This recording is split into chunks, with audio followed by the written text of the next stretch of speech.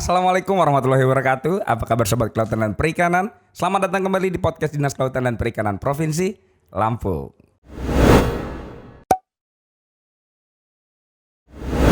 Bersama saya hari ini sudah hadir seorang analis pasar hasil perikanan ahli madya yang merupakan salah satu pegawai senior juga di Dinas Kelautan dan Perikanan Provinsi Lampung, yaitu Ibu Sumartini SPI. Apa kabar Ibu? Alhamdulillah. Bener tuh ya namanya Sumartini SPI ya gelarnya? Iya, itu aja. Itu aja. Bu Sumartini, saya panggilnya Bu Tini ya. Sehari-hari bekerja sebagai analis pasar hasil perikanan, bener ya Bu ya? Di Dinas Kelautan dan Perikanan. Itu sejak kapan Bu jadi analis pasar hasil perikanan? Oke, terima kasih Mas Fauzi ya, saya panggil ya. Iya boleh. Mungkin untuk perkenalan, saya itu bergabung sebagai analis pasar hasil perikanan di Provinsi Lampung itu sejak tahun 2015. 2015, Jadi saya jadi 7 tahun yang lalu ya? angkatan pertama. Oh, angkatan pertama analis pasar hasil perikanan ya? Iya, mungkin untuk nasional juga sih. Untuk nasional juga mungkin ya? Iya, karena analis pasar hasil perikanan itu ada itu sejak tahun 2014. Jadi dia itu mengacu ke Permen Pan RB nomor 25 tahun 2013. Oh, itu Permen Pan yang lama ya? Ya, yang Permen pertama Pan RB 2013 ya? tentang pembentukan fungsional analis pasar hasil perikanan.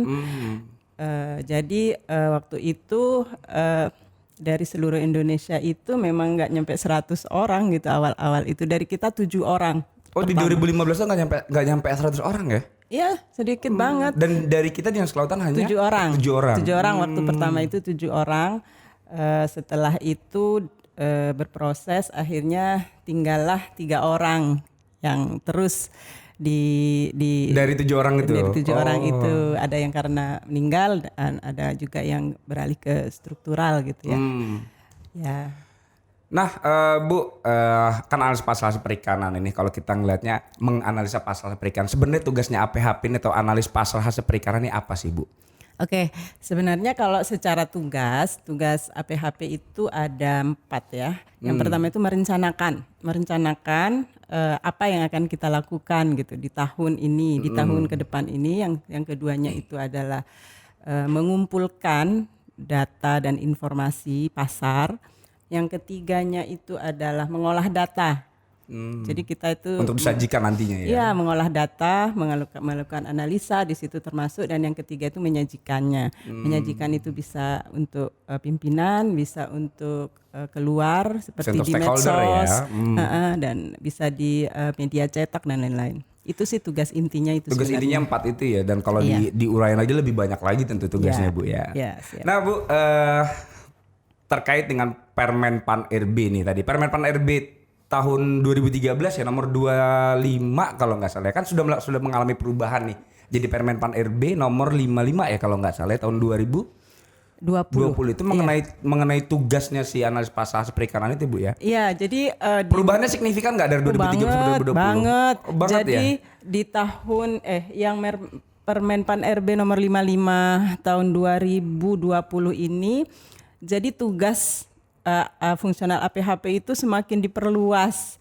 Jadi yang tadinya cuma untuk konsumsi, untuk yang kita bahas itu yang untuk konsumsi seperti olahan, terus ikan laut, ikan tawar, yang untuk konsumsi itu aja. Nah sekarang sudah ke kelautan, jadi seperti garam itu sudah masuk dalam. Oh di peraturan Menteri Pan RB nomor berapa namanya, nomor 55 tahun 2020 ini ngebahas sampai ke garam juga. Karena setahu saya yang pernah saya baca-baca, garam tuh nggak masuk ya, hanya tadinya hanya produk perikanan aja ya. Tadinya kan analis pasar hasil perikanan, jadi fokus perikanan ini dalam arti itu yang konsumsi.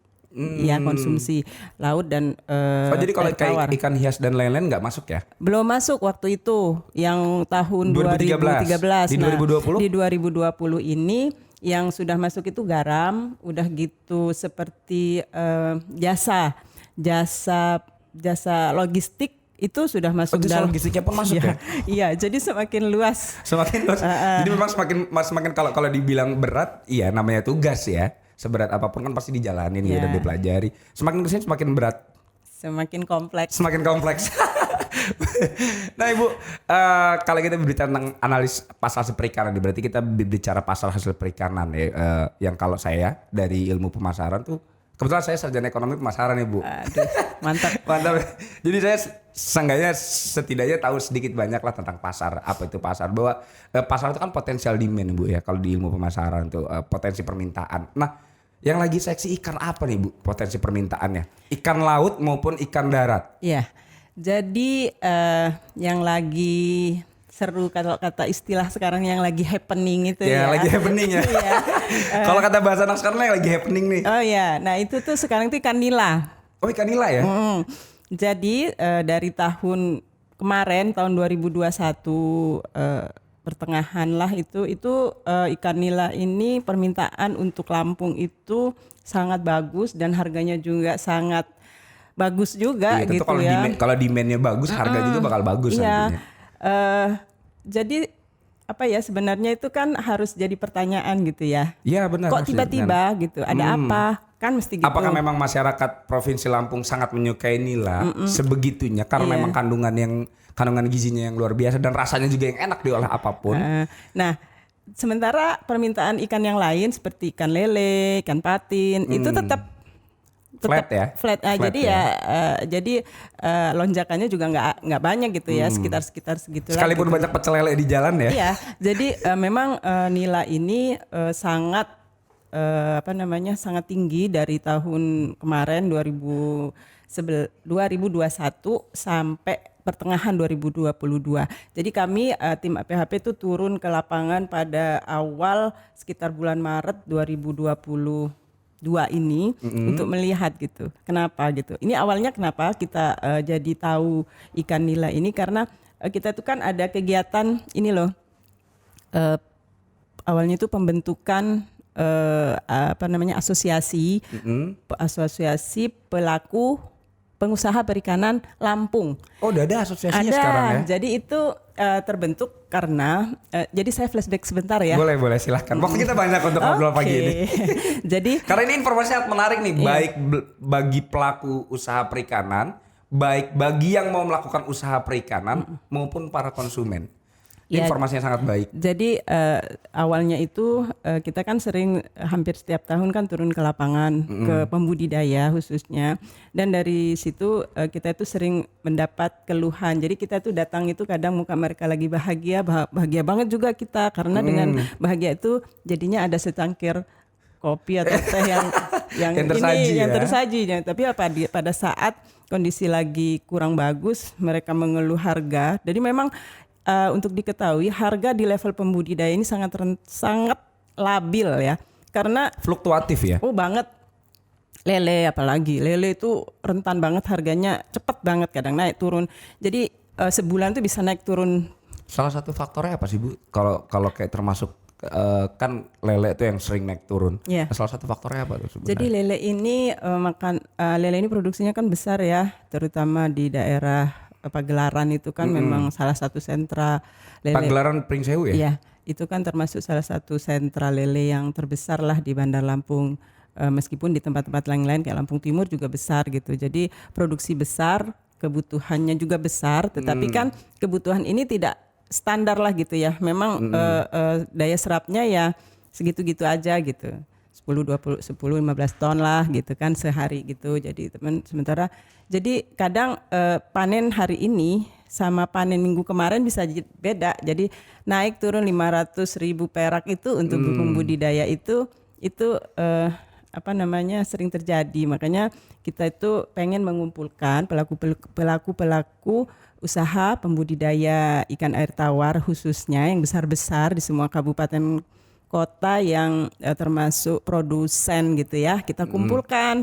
Alhamdulillah para pengusaha ini bisa hadir gitu ya waktu itu. Jadi dan akhirnya kita lemparkan isunya, apakah kita ini perlu nggak sih kita itu membentuk suatu wadah gitu. Benar.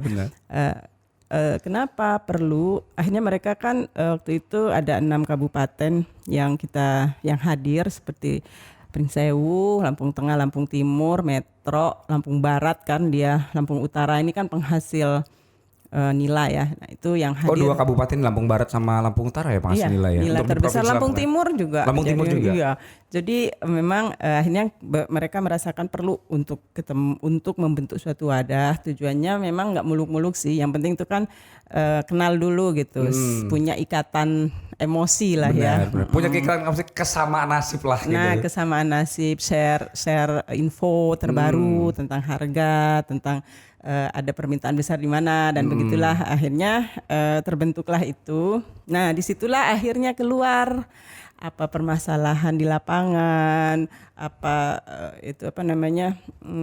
apa nih yang terjadi sekarang, dan disitulah Nila bagaimana terjadi pengalih fungsian lahan yang sangat signifikan untuk produk Nila. Bahkan di Lampung Utara itu kita mengenalnya kan Lampung Utara ini kan Wairarem dengan produksi emasnya ya. Padahal sekarang emas itu sudah tidak ada lagi di sana karena Wairarem itu sedang banyak, jadi banyak banget ganggang dan lain-lain. Renormalisasi mungkin. Nah, mungkin itulah bahasanya. Jadi produksi di sana itu menurun sangat drastis. Untuk ikan mas. Nah, ikan nila di sana itu ada seorang pengusaha di sana yang bilang, Ibu katanya 2 tahun terakhir ini saya tuh punya yang untuk garuk-garuk itu. Ekskavator itu. 2 tahun ini ekskavator saya itu belum pulang. Jadi dia kerjaannya itu bikin kolam terus. Kaget dong. Itu satu di Lampung Utara. Di Lampung Timur ada juga yang bilang gitu, Ibu sekarang kolam ikan nila itu di Lampung Timur itu sampai yang ke daerah Maringga yang kata kita itu kan laut ya, daerah Payau ya, pesisir. Di situ tuh produksi nilainya besar dan di situ tuh banyak kolam-kolam baru di situ ya. Mungkin mereka melakukan ini karena memang permintaannya lagi seksi atau gimana? Permintaan itu. Jadi kita ini mungkin tipikal masyarakat kita juga dimanapun untuk urusan apapun, apabila dilihat di situ itu ada permintaan yang bagus, semuanya ke situ gitu. Itu basic pasar memang sebenarnya. Di mana ada permintaan yang bagus, mereka di situ membuatnya. Tapi ya begitu, kita juga kan sebenarnya harus melihat dari kacamata agak global dikit lah gitu. Ini harus ditanya loh, harus kritis. Ini kenapa sih tiba-tiba permintaan melonjak dulu awal tahun kemarin itu. Sampai ikan nila yang kecil masih 6, size 6, 7 sekilo itu ikan nila loh ya. Itu sudah dipanen. Oh, udah dipanen itu? Iya, karena apa? Pembeli itu bawa uang, ini saya beli gitu. Ini uangnya, barangnya saya ambil. Datang saking permintaannya begitu melonjak kali jadi di kayak pasar. spon gitu ya. Air jadi semua diambil. Nah, itulah yang menarik. Nah, sekarang berita yang lebih bagusnya adalah kemarin bulan saya kesana itu habis bulan haji itu bulan apa sih, bulan Agustus ya?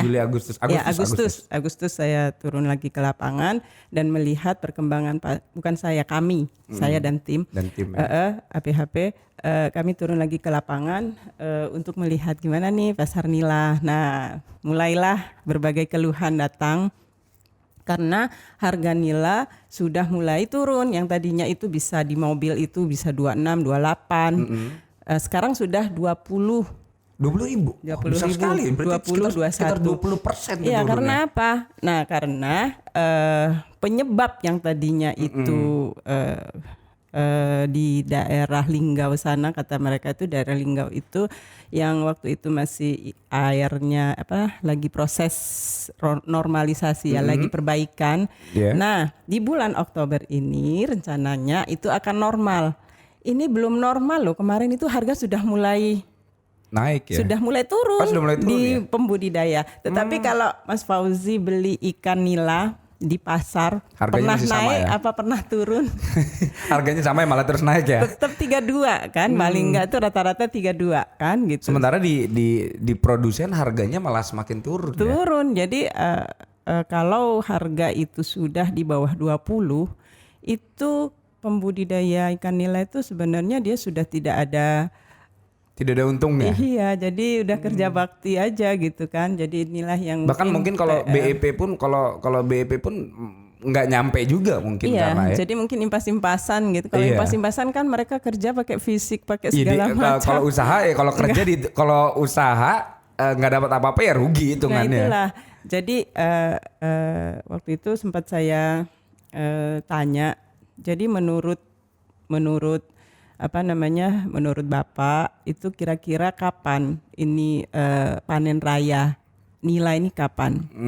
Jadi diperkirakan karena mereka ini kan semua pengusaha ini kan kerjasama dengan pakan ya, pakan. Jadi informasi global itu tuh dari pakan sebenarnya, dari marketing pakan. Jadi mereka itu yang mengasih tahu bahwa di sini lagi nanam ini. Sebenarnya bagus itu kan. Jadi informasi dari pembudidaya besar-besar itu bahwa di awal tahun 2023 itu akan terjadi, mudah-mudahan saya merinding, mudah-mudahan nggak terjadi, bahwa nila akan panen raya besar-besaran di daerah asalnya, di daerah Linggau. Daerah Linggau ya. Linggau, Jambi ini itu bisa mempengaruhi harga tentunya nantinya ya. harga. Jadi saya bilang kalau di sana sudah produksi, apakah ikan kita nggak diambil? Diambil sih diambil Bu, tetapi harganya kalau Iya. mau sekian, kalau enggak ya silahkan aja, nilainya akan besar. Apakah mau dikasih pakan atau enggak? Kalau dikasih Kalau semakin pakan, besar kan semakin dikasih pakan terus biaya produksinya semakin tinggi Nah, itu dia, pastinya. jadinya- Sementara harganya segitu-segitu aja Nah, bahkan mungkin turun. itu dia. Sementara serapan pasar kita di Lokal di Provinsi Lampung nih. lokal, iya itu kan tetap sebenarnya. Jadi tetap, makanya mungkin PR-nya itu. PR besarnya itu ya. Besar banget. Harus bisa Saya diimbangi serem, antara produksi dengan permintaan pasar. Kalau supply-nya juga banyak tapi demand-nya sedikit ya berarti harganya nggak begitu bagus Nah, kan. dan kalau boleh saya lanjutkan, apa yang dilakukan oleh pemain besar akhirnya? Jadi ini dampaknya itu pek gitu loh. Jadi nggak selesai dengan pembudidaya aja, enggak. Oh gitu ya. Ya, jadi kita kan tahu nih untuk rantai pasar dari ikan budidaya air tawar ini kan ada produsen, udah gitu ada namanya agen. Agen ini ada yang orang-orang lain, maksudnya ada profesi lain gitu agen. Agen ini dia mengumpulkan dari pembudidaya, dikumpulkan, terus dijual. Broker lah istilah Ya, kerennya. itu. Brokernya ada ya. Kan ada itu. Jadi ini ada satu profesi baru gitu. Ada satu profesi. Jadi ada pembudidaya, ada profesi sebagai si broker tadi yang di kabupaten sana yang di penghasil. Udah gitu ada juga agen yang di sini di Bandar Lampung. Oh berarti rantainya banyak banget Iya, nih ya. kan yang terbesar itu kan untuk Provinsi Lampung kan di Bandar Lampung sebenarnya. Pasar yang terbesarnya Pasar untuk terbesarnya budidaya ya. air tawar. Ya. Nah, barulah dari agen yang di Bandar Lampung ini, yang di pasar-pasar sini itu, ini disebar ke lapak-lapak yang baik yang di dalam pasar maupun yang sekarang kan sudah banyak di jalan-jalan gitu kan. Kita mudah untuk mendapatkan itu. Nah, sekarang fenomenanya adalah si pembudidaya besar ini mereka itu direct Ke konsumen. ya. Jadi mereka itu Nggak langsung ke agen-agen itu tadi. kalau mengandalkan, karena agen juga kan mereka punya banyak binaan, jadi mereka itu menggilir.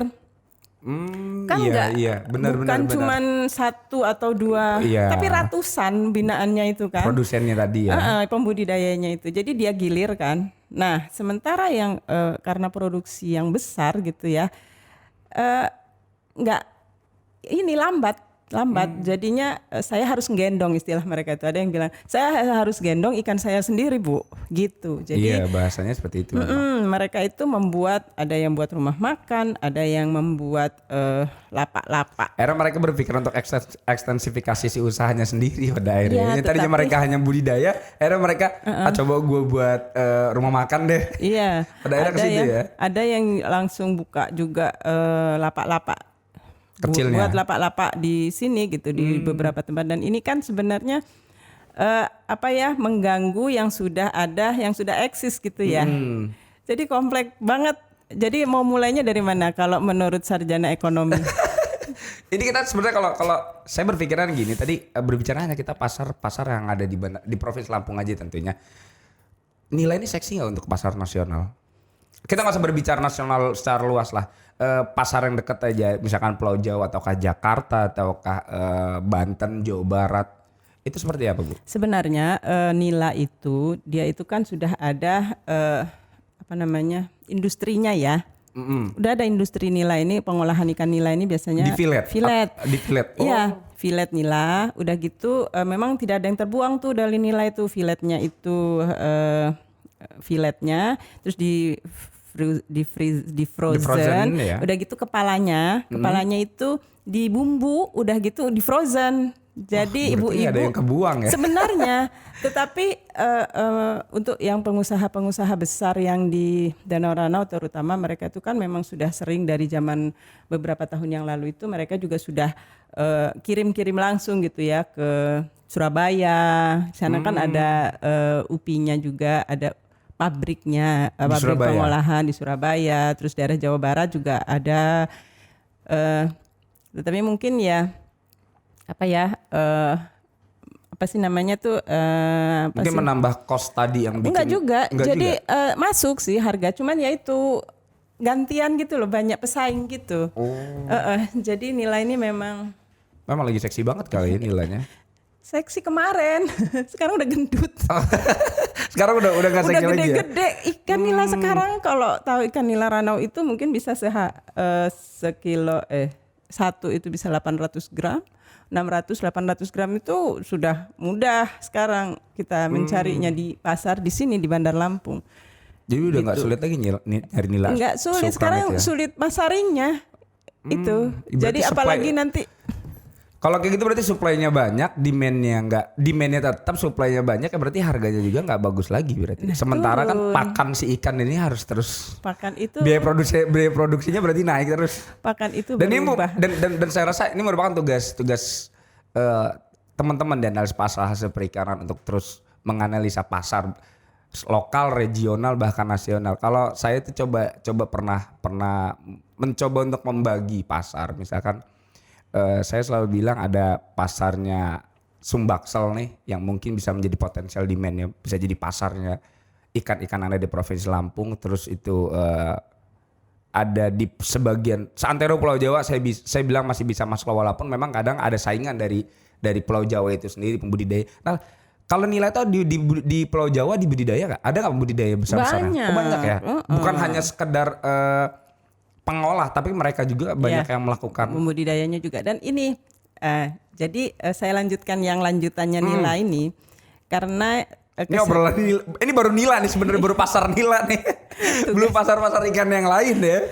Jadi akibat alih fungsi tadi ya, alih fungsi lahan, alih fungsi komoditi. Kemarin karena kehadiran nila, penggemar nila yang terlalu banyak gitu, akhirnya di beberapa tempat itu terjadi pengalihan komoditi.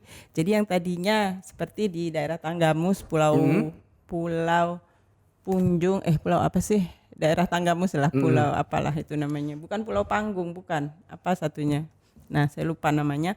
Di situ yang tadinya sekian puluh hektar di situ tuh tadinya produksi emas.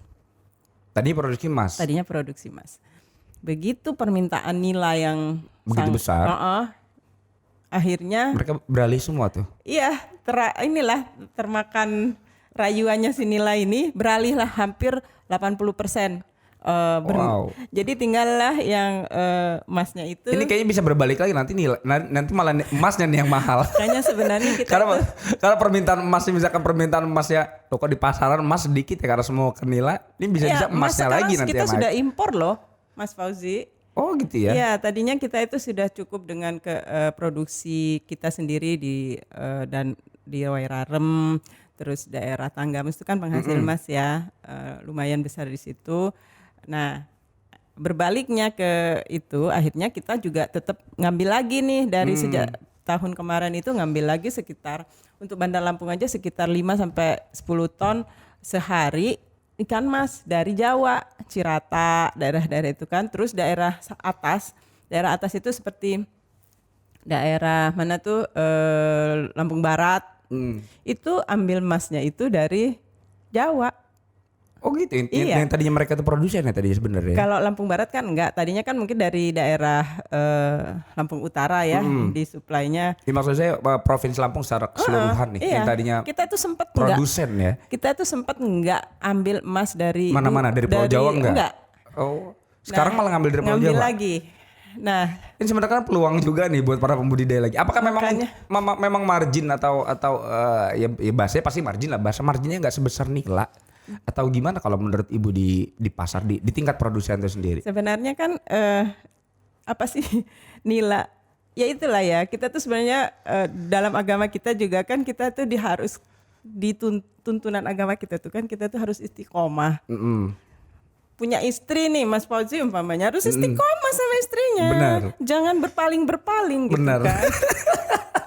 Nah, begitu juga pembudidaya gitu ya. Sebenarnya kalau mereka itu istiqomah dengan komoditinya gitu ya.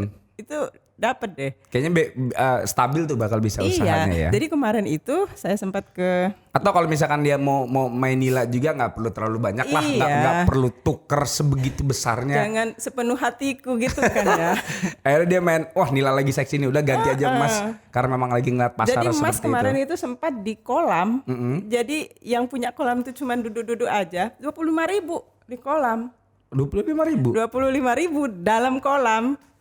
Wow, berarti Jadi mereka tersenyum bahagia gitu kan. Yang Jadi punya emas nih yang tersenyum punya bahagia. emas, iya. Jadi begitulah apa dinamika pasar ya. benar pasar terus berdinamika kan mesti Dan ya. ini PR kita ini yaitu ikan nila di awal tahun ini apa yang akan terjadi, mudah-mudahan tidak seperti prediksi yang akan Iya, mudah-mudahan jadi harga bisa tetap apa stabil lah namanya? minimal ya.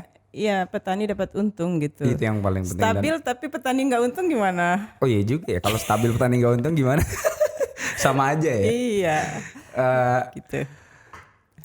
Bu, sebenarnya siapa yang banyak ngobrol lagi nih kalau terkait dengan pasar hasil perikanan di ikan laut nih.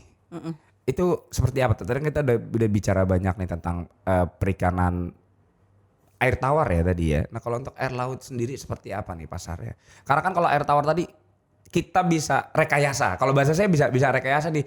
Kayak yuk kita buat ini, kita buat ini, kita buat ini. Kayak seperti Ibu bilang tadi, makanya pasarnya si nila lagi seksi tiba-tiba sekarang agak sedikit menurun. Nah kalau ikan laut ini sendiri, ikan laut kan nggak bisa kita prediksi. Ya. Maksud saya nggak bisa diprediksi itu dalam bentuk jumlah ya, bukan bentuk musimnya ya. Kecuali ikan-ikan yang bisa dibudidayakan. Ya. Itu seperti apa Bu? Jadi Kayak kembung itu kan seksi tuh. Kalau menurut saya kembung tuh seksi menurut saya. Karena kandungan gizinya kalau tidak salah yang saya tahu itu melebihi ikan apa yang dari luar negeri? Salmon. Ya. Nah, makanya saya agak kesulitan nyari kembung sekarang. Ya. Ini salah satu ikan favorit saya dan ikan favorit mungkin banyak sobat kelautan perikanan ini. ya. Jadi kalau untuk apa namanya ikan air laut yang kita itu kan sebenarnya sudah punya pelabuhan PTD pelabuhan ya, dan data sebenarnya sudah yang mendarat di pelabuhan itu kan sudah masuk. Jadi cuma ya kadang ini kita memang APHP itu baru sampai tahun 2022 ini baru fokus di budidaya air tawar. Jadi insya Allah ke depan mudah-mudahan tahun depan kita bisa Pasar ke lapangan lagi. benar. Kita mau mencoba ke perikanan tangkap. Perikanan tangkap ya. Kalau bahasa kita perikanan tangkap ya, perikanan air laut ya. Karena kan gini, kayak kemarin ya di daerah Tanggamus itu ada ikan-ikan kecil-kecil itu loh. Kalau kata kawan di sana, nelayan di sana namanya baby lemuru. Bibi lemuru ya.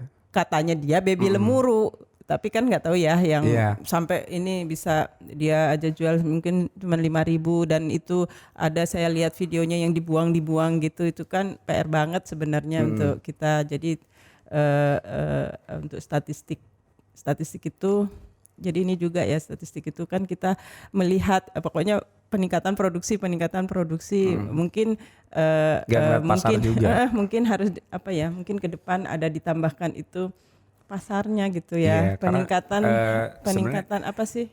Itu makanya saya selalu bilang bahwa analis pasar hasil perikanan ini garda depannya urusan kelautan dan perikanan, dan nggak hanya selalu melulu produksi ya seperti Ibu bilang tadi, kita selalu statistik peningkatan statistik produksi, tapi tidak diimbangi dengan peningkatan permintaan.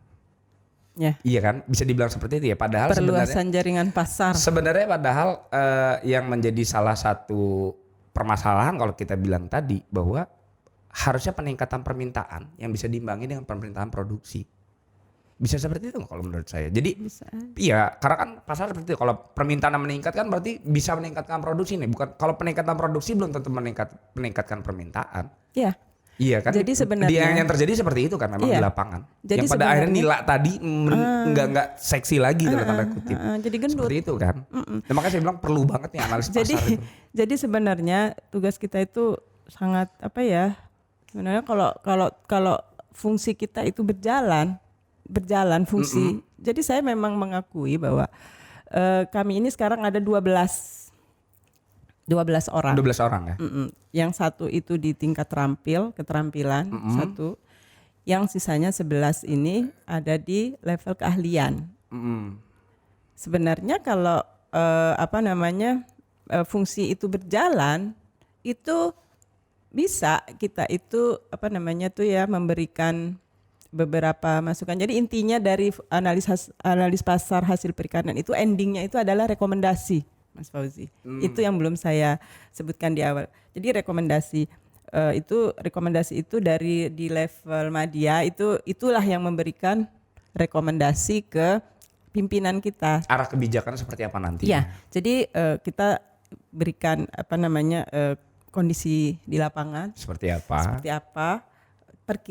Perkiraan ke depan, bukan perkiraan ke depan itu nanti bagaimana. Bahkan mungkin dari rekomendasi yang Ibu dan teman-teman berikan itu bisa jadi forecastingnya sebenarnya pemangku kebijakan. Iya, sebenarnya itu ke sana, ke rekomendasi akhirnya gitulah. Apa yang harus dilakukan dengan pasal seperti. Karena menurut saya gini, kenapa saya bilang analis pasal perikanan ini garda depan ya, karena seperti yang Ibu bilang tadi, nelayan kan ngambil ikan aja nih, nggak tahu di pasar ikan ini dibutuhin apa enggak sih, bener nggak? Ya kayak dibilang Ibu tadi, mereka bilang baby lemurut ternyata begitu didaratkan harganya hanya Rp5.000, yang sebenarnya itu uang jajan anak SD aja udah segitu sekarang. 5.000 itu udah di konsumen loh. 5.000 tuh bahkan udah di konsumen ya. Iya, kemarin tuh saya tuh dikirimin foto, Bu, ini katanya kalau mungkin ada bisa dipasarkan di ini 5.000 lah, Bu. Karena kan yang kita tahu ikan-ikan yang memiliki nilai jual yang sangat tinggi ya kayak seperti kakap mungkin ya, terus tuna, cumi mungkin. Ikan-ikan itu yang memang daily juga belum tentu ada, setiap hari juga belum tentu ada karena itu ikan. Sebenarnya kan gini ya, seperti ikan tongkol ya, tongkol yang kecil-kecil itu sebenarnya ada UKM kita, UKM Pindang, itu tongkol dan layang kalau nggak salah, itu di daerah Pringsewu itu mereka itu kebutuhannya besar loh, tontonan lah gitu ya, mungkin sebulan itu berapa ton gitu. Dan saya alhamdulillah pernah sampai ke situ dan saya tanya, itulah mungkin ya di fungsional itu enaknya gini, kayak fungsional saya analis pasar. Itu kita fokusnya itu cuman ada 2 gitu, ketersediaan bahan baku. Bapak ambil bahan baku dari mana? Dari sini. Terus Bapak pasarnya kemana? Produksinya berapa? Nah, ada lagi kan fungsional pembina mutu, dia yang jelimet itu, Bapak produksi dimulai di mana? Kan gitu. Jadi ini sinkron gitu kan. Dua jabatan fungsional yang selalu bersinergi nih. Iya, karena kayaknya kalau kemana-mana berdua terus nih. Karena memang kita kan juga mensupport bidang ini bidang perikanan, budidaya dan penguatan saing ya. Nah, jadi memang ininya kan rumahnya di situ. Nah, sebenarnya kembali ke yang pindang tadi itu, di situ ada pindang tradisional di satu desa itu yang kalau nggak salah di Luih ya namanya.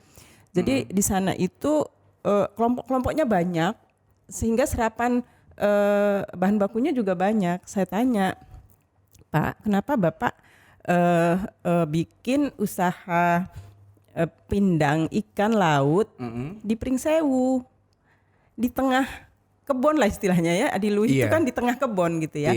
Itu menarik juga ya. Sementara bahan baku kan nggak ada di sini, saya bilang gitu. Karena mungkin masyarakat di sana memang menyukai pindang ikan Nah, laut itu mungkin. jadi ada pendekatan dia mendekati pasar. Ya, Di sana kan banyak kan orang Jawa ya, senengnya makan Iya. pindang itu loh, pindang cuek ya, pindang kering. Pindang Bukan kering. kalau orang Lampung kan pindang Pindang berair, berkuah. berkuah. Nah, terus saya gini, terus bahan baku gimana? Dari Jakarta. Hah? Ya, dari Jakarta, Bu. Iya, saya Dari dikirim. Jakarta? Kan, Oh, ini kaget informasi kan? yang Kaget kan? Ih, seru tau masuk fungsional. luar biasa loh. Ikan dari Jakarta. Ya, dari Jakarta, Bu. Oke, dari Jakarta. Bapak, saya mikirnya gini, Pak, dari Jakarta itu bukannya jauh ya dibandingkan dengan ke Kota Agung, saya gitu Iya kan. dong, iya dari dong. Kota Agung. Apa Bapak pernah nggak ngambil ke Kota Agung? Pernah, Bu. Terus kenapa nggak lanjut? Nggak bisa, karena di sana tidak berkelanjutan. Ya. Tidak ada Nggak setiap continuous saat. ya.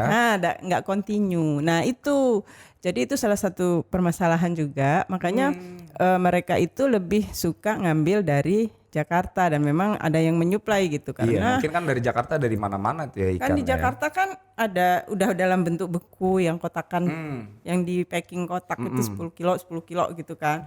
Nah sementara kalau dari daerah kita ini kan rata-rata, karena kita ini kan belum ada industrinya untuk Ikan laut. ikan laut. Iya, bahkan untuk pembekuannya kan nggak ada. Oh iya, Coba benar-benar. sebutkan, nggak ada. Jadi belum ada yang membuat. Jadi kan pada saat musim mungkin kayak biasanya ikan layang kan sampai banyak gitu ya. Itu idealnya nih kan. Kita kan nggak tahu apa mungkin apa gitu yang menjadi penyebabnya. Jadi mungkin itu pada saat musim aja mungkin dia ngambil, tapi untuk rutinnya ambilnya dari Jakarta.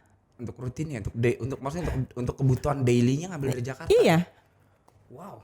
begitu Ini ceritanya. informasi yang cukup mengagetkan saya secara pribadi nih, karena saya tahu kita punya laut yang begitu luas, terus pelabuhan perikanan yang banyak juga. Saya kira produksi si ikan tongkol itu sudah bisa memenuhi kebutuhan lokal, bahkan mungkin bisa dibawa ke Jakarta. Ternyata belum ya, malah kita yang ngambil dari Jakarta. Belum. Ya. Dan untuk di beberapa di metro juga meskipun tidak terlalu besar yang untuk pindang itu, dia ukurannya agak lebih besar pindangnya. Kalau yang di ini kan lebih yang kecil-kecil kalau yang daerah produksi yang dari Pringsewu. Kalau yang di daerah metro itu dia agak lebih besar. Ikan tongkolnya lebih besar, yang ukurannya lebih besar itu juga dari Jakarta. Jadi memang sudah ada, terutama untuk di daerah-daerah yang daratan ya. Daerah daratan, bukan pesisir, maksud saya daratan itu bukan pesisir, yang jauh dari pesisir itu biasanya ada seperti agen yang menampung dari Jawa, dari manapun itu. Dan pernah kan kita juga yang dari di daerah sini mungkin di pelabuhan, di pelabuhan Lempasing kita juga kan ikan dari Jawa tetap masuk setiap hari, iya, bertonton aneka jenis ikan laut. Ini kita obrolan hanya dua komoditas nih, ikan laut. Ikan tangkap maksudnya Ikan ya. tangkap sama ikan air tawar aja sudah sebanyak ini obrolan kita. Nah kalau Belum UKM loh. belum Mas UKM ya. Fauzi. Ini luar biasa nih. Ini salah satu narasumber saya yang paling lama nih kayaknya. Nah Bu, karena saya rasa ini adalah informasi yang sangat berguna bagi dua pihak nih, maksud saya antara produsen dan juga konsumen gitu. Nah Bu, kalau terkait dengan ikan olahan, seseksi apa sih di pasar akhir-akhir ini, hari-hari ini? Karena kan mungkin banyak anak kecil nih yang nggak suka makan ikan secara langsung nih dalam bentuk ikan itu sendiri, tapi begitu dikasih bentuk olahan, apa itu nugget, frozen, bahkan dibuat bentuk sedemikian rupa. Kalau kita nugget, misalkan nugget ayam atau daging kan dia bentuknya dibuat bentuk dinosaurus, huruf segala macem lah. Jadi anak-anak tuh suka gitu dengan ikan. Nah itu gimana untuk olahan sendiri? Jadi kalau untuk UKM pengolahan hasil perikanan di Provinsi Lampung itu alhamdulillah sih sudah mulai sudah bagus-bagus sih. Jadi memang apalagi sekarang ini kan juga saya sekarang udah di lab loh. Jadi saya juga membawa SNI nih di sini. Oh, nah itu sobat kelautan dan perikanan, Iya, jadi informasi baru lagi tuh. saya sejak bulan kemarin alhamdulillah dapat SK untuk di lab. Jadi untuk UKM itu memang kan di lab PMHP kita nih di PMHP UPTD kita Penerapan Mutu Hasil Perikanan itu, ya. Saya sukanya tuh manggilnya lab ya kita tuh ya. Karena itu Dari zaman bahasa dulu. lama itu lab laboratorium itu dulu. Jadi memang aktif banget untuk menaikkan kelas UKM kita untuk ber-SNI. Jadi paling nggak itu udah punya SIM. Untuk layak konsumsi lah ya. Iya, untuk di untuk di pasar modern. Jadi di daerah, jadi sudah berkembang lah kalau untuk ini ya, seperti untuk yang patin itu, yang rafin itu. Rafin yang udah sampai internasional kalau nggak salah Rafin itu kan rafin, udah gitu yang di itu olahan ikan yang sangat enak tuh. Kulit. Tim podcast dari KP senang banget itu ikan-ikan itu. Saya juga. Olahan itu. Jadi untuk yang ada kelompok yang di Pringsewu juga itu yang Erwina itu, yang dia itu menurut saya itu suatu model ya. Model di mana mereka itu dari awal membentuk kelompok sampai sekarang itu rukun banget dan berkelompok. Tidak ada bos di situ. Oh gitu. Tidak ada yang ya? punya. Itu yang di Erwina itu. Jadi dia juga semangat untuk Erwina tuh produsen mereknya ya. mereknya ya. Produksinya itu Abon kalau nggak salah ya. yang sudah ber-SN itu Abon, ada juga Baby Fish, ada juga macam-macam lah dia. Ini mudah-mudahan Erwina sama Erwina sama Rafin segala masuk nih. Ya, di Dinas Kelautan ya. Di podcast Dinas Kelautan nih jadi supporter kita juga. Jadi ada lagi yang untuk karena tim podcast DKP ini senang banget Bu. Senang banget tuh olahan-olahan. Apalagi fish skin ya. Nah itu enak banget itu. Fish skin itu yang produksi Rafin. Itu enak banget tuh produksi Rafin situ. Nah yang untuk udang juga ada tuh, udah Badan POM dia udah punya ini Badan Jadi POM. semakin kesini teman-teman UKM juga semakin memperhatikan hal-hal seperti itu. Karena itu meningkatkan nilai jual juga ya. Dan tuntutan juga ya, tuntutan pasar juga gitu untuk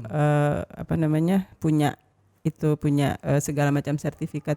Jadi kalau untuk olahan udang itu malah dia sudah punya MD. MD itu dari yang mengeluarkan itu adalah Badan POM. Badan POM untuk olahan-olahan udang beku dia. Beku. Sudah punya ya? Sudah ada. Keren. Jadi dari nugget, bakso segala macam pempek segala macam yang udang dan yang kering sekarang kan Mas Fauzi sudah ngerti ini enggak seluang. Ikan seluang tuh yang itu kecil kan enak ya? banget kan. Banget itu. Tapi kalau untuk kita bikinnya sendiri itu kan harus bersihin, betetin barang yang kecil-kecil itu. Sekarang dia sudah memproduksi juga, tinggal makan. Nah Ibu untuk kegiatan yang akan Ibu lakukan di 2023 nih. Itu kalau obrolan kita tadi kan sebagai misalnya yang sudah Ibu lakukan nih di beberapa tahun terakhir, di 7 tahun terakhir mungkin. Nah di 2023 apa nih akan Ibu dan teman-teman APHP lakukan, analis pasar hasil perikanan lakukan nih? Iya, jadi PR kita belum menyelesaikan PR satu pun sebenarnya. Gitu ya? Belum ada yang kita selesaikan satu pun, kita cuman membuka sedikit apa yang ada di yang ada di lapangan. Tapi dengan berinisiatif membuat apa tadi asosiasi itu udah suatu loncatan yang menurut saya loncatan kecil tapi berdampak sangat besar. Ya, mudah-mudahan insya Allah. Jadi kita di budidaya sudah beberapa tahun ini kita di budidaya air tawar. Jadi rencananya insya Allah mudah-mudahan dukungan ke lapangan masih ada untuk tahun depan. Kita rencananya mau mulai ke perikanan tangkap. Perikanan tangkap ya. Kita pengen kepoin gitu apa yang terjadi apa di terjadi sana. Perikanan tangkap. Karena nanti sekali-sekali ikut lah. Boleh. Insyaallah ya. Karena saya sangat tertarik juga tentang pasar hasil perikanan. Karena saya bilang tadi di awal bahwa analis pasar hasil perikanannya adalah, ini menurut asumsi saya bahwa analis pasar perikanan adalah garda depannya Dinas Kelautan dan Perikanan Provinsi Lampung. Dengan tidak mengenyampingkan urusan yang lain sama pentingnya, tapi menurut saya garda depannya adalah pasar perikanan. Mereka menentukan ikan mana nih yang sebenarnya harus dibudidaya. Kalau dari sisi budidaya, ikan mana nih yang harus ditangkap. Kalau dari sisi penangkapan, ikan mana nih yang sebenarnya nggak perlu eksplorasi terlalu besar-besaran, misalkan seperti ikan nila tadi kan produksinya terlalu besar-besaran. Baik, Ibu terima kasih nih atas waktu yang sudah diberikan pada podcast Dinas Kelautan dan Perikanan, terutama buat sobat kelautan dan perikanan. Informasi sangat berharga dan sangat luar biasa mungkin bagi sobat kelautan dan perikanan. Kalau saya pribadi tadi, wow, saya sangat wow lah, udah nggak bisa berkata wow pokoknya. Terima kasih Ibu atas waktu yang diberikan pada kami. Nah, untuk sobat kelautan dan perikanan yang ingin mengakses informasi tentang kelautan perikanan yang ada di Provinsi Lampung, selain YouTube Dinas Kelautan dan Perikanan Provinsi Lampung ini, dapat mengakses IG di Kelautan Perikanan Lampung, Facebook di Kelautan Perikanan LPG, dan web dkplampungprof.go.id. Terima kasih atas waktu yang diberikan. Assalamualaikum warahmatullahi wabarakatuh. Waalaikumsalam warahmatullahi wabarakatuh.